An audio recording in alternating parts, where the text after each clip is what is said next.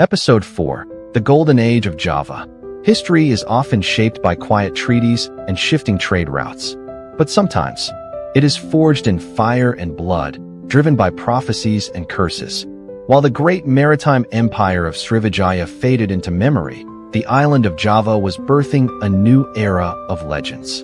This is a story of a common thief destined to father kings, of a cursed dagger that left a trail of royal blood through generations, and of a solemn oath that would create the largest empire in Southeast Asian history. Forget what you thought you knew about kingdoms. This is the age of Java's myths, magic, and military might. Welcome back to the history of Southeast Asia. In Episode 4, we explore the Golden Age of Java through the stories of the Kediri and Singhasari dynasties and the glorious Majapahit Empire. Part 1: The Phoenix Reborn, Airlangga and the Kediri Dynasty. Our story begins with a catastrophe. In the year 1016, the powerful Mataram Kingdom in East Java, under the rule of King Dharmawangsa, was annihilated in an event known as the Pralaya, the Great Destruction. Amidst the ashes, a young prince named Airlangga, the son-in-law of the murdered king, miraculously escaped. He fled deep into the forests and lived the life of an ascetic on Mount Peninggungan. But in 1019, Airlangga returned. He gathered the remaining loyalists and began a campaign of reunification that would last more than 2 decades. He was not only a formidable warrior, but also a brilliant ruler and a patron of the arts and religion, showing tolerance for both the faiths of Vishnu and Shiva.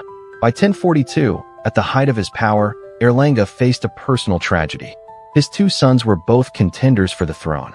To avoid a devastating civil war that could destroy everything he had built, Airlangga made a painful decision: to divide his kingdom in 2. A sage is said to have drawn the border, creating 2 new kingdoms, Janggala in the east and Kediri, also known as Daha, in the west. Of the 2, Kediri quickly proved superior. Located on the Brantas River basin, it controlled the trade routes leading to the rich Spice Islands to the east, becoming a prosperous economic and cultural center for nearly 2 centuries. This was a golden age for old Javanese literature, with magnificent epic poems composed under royal patronage. But the prosperity of Kediri under its last king, Kurdijaya, was the very seed of a new upheaval. A story colored by legend and violence was about to begin. Part 2: The Cursed Kris, the Rise and Fall of Singhasari. The story of Kediri's fall is told dramatically in the chronicle known as the Paratone, or the Book of Kings. Its central character is Ken Angrok, a man of humble origins, an orphan and an outlaw. Destiny, however, had another path for him. Through his intelligence and daring, he joined the service of Tunggul Ametung, the governor of Tumapel, a vassal of Kediri. There, he fell for Ken Didi's, Tunggul Ametung's stunningly beautiful wife, who was prophesied to be the mother of the kings of Java. Obsessed with her beauty and the prophecy, Ken Angrok decided he had to have her. He commissioned a legendary smith named Mpu Gandring to forge a magical dagger, or kris. Impatient to possess the weapon, Ken Angrok murdered the smith before the kris was finished. In his dying breath, Mpu Gandring cursed the blade, proclaiming it would kill Ken Angrok and 7 generations of kings who followed him.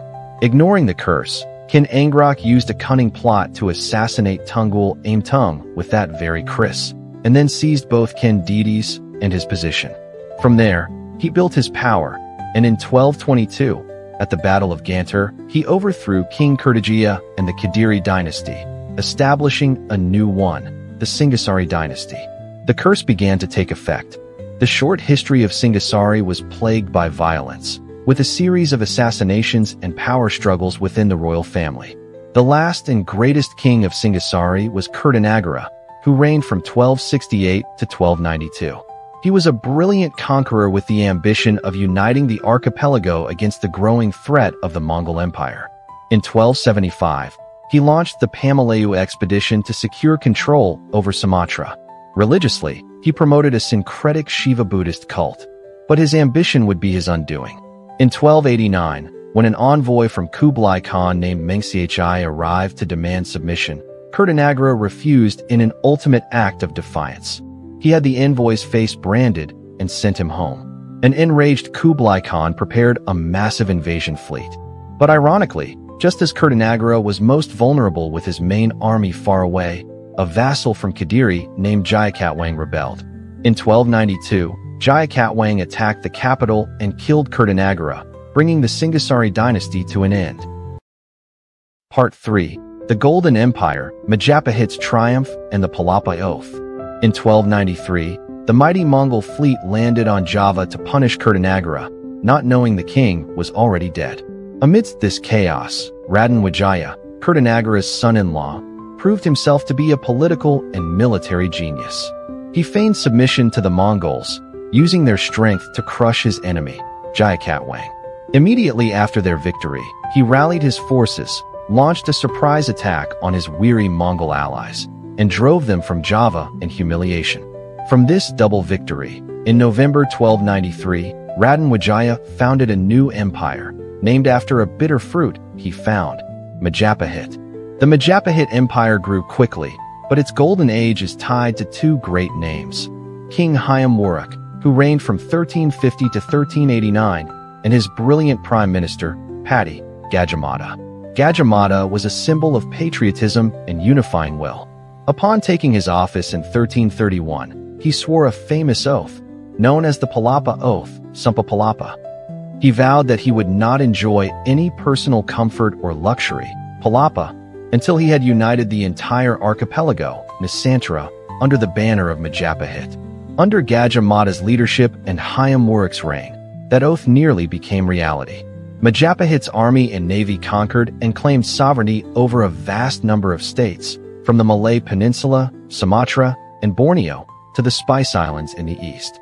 The epic poem Nagara Kertagama, composed in 1365, lists a long roll call of the empire's vassals, revealing a vast network of power and trade. Majapahit had become the largest and most powerful empire in the history of Southeast Asia. However, the peak is also the beginning of the decline. The Bubit tragedy in 1357, a massacre of the Sundanese royal family due to a political misunderstanding, created a lasting rift. After the deaths of Gajah Mada, and especially Hyam Wuruk in 1389, the empire began to weaken due to succession crises. At the same time, the rise of Islamic coastal states like Malacca gradually eroded Majapahit's power. By the early 16th century, the once golden empire was a shadow of its former self.